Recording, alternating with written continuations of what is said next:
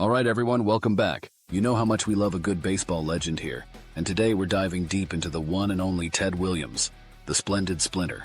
And we're not just going to rattle off his stats, the ones you can find in any Hall of Fame exhibit, right? We're talking about the man behind the bat, his unique approach to the game, and how those missing years because of the wars, how those might have changed his legacy. We have some incredible excerpts and insights to unpack here, so prepare for a deep dive into what made Ted Williams exceptional. It's one of those stories where you can appreciate the what-if factor, even if you're not a die-hard baseball fan. Here's this guy at the absolute top of his game, and then boom. World War II hits, gone exactly. Then it happened again just a few years later with the Korean War. You're talking about prime years that would cement any player's place in history. It's hard to even fathom, right? Like seasons in his prime just wiped off the board. Just imagine what those numbers could have been. But you know, even with that lost time, his stats are mind-blowing. A .344 lifetime average, that's insane.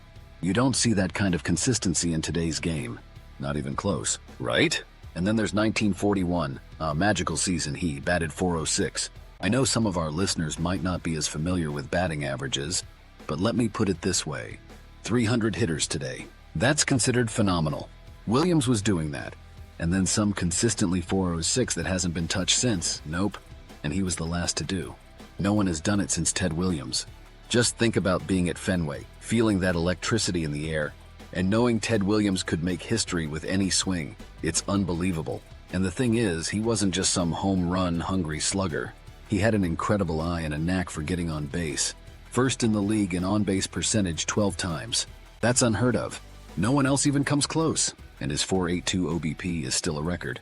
It tells you everything you need to know about his approach and understanding of the game's nuances. We're talking about a time before home runs were all the rage. But Williams saw the value in a walk, wearing down a pitcher, and just getting on base any way he could.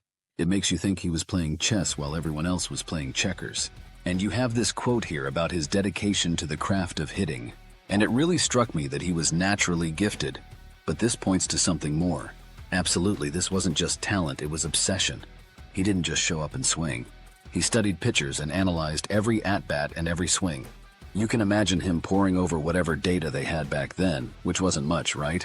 Trying to squeeze every ounce of improvement out of it.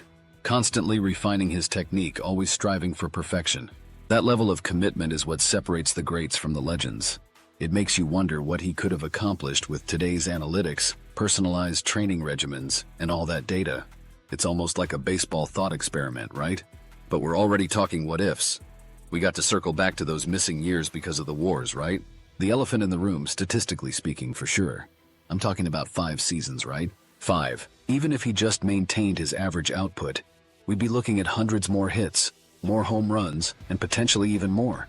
It's impossible to say for sure, of course, but you can't help but wonder how differently we'd be talking about baseball history. So, to sum it all up, we have this player who is statistically incredible and revolutionized the approach to hitting, and yet his career is still shrouded in this massive what-if because of circumstances completely outside his control. It's a testament to his impact that even with those missing years, his legacy looms so large. He really changed how people thought about hitting, and that dedication that continues to inspire generations of players.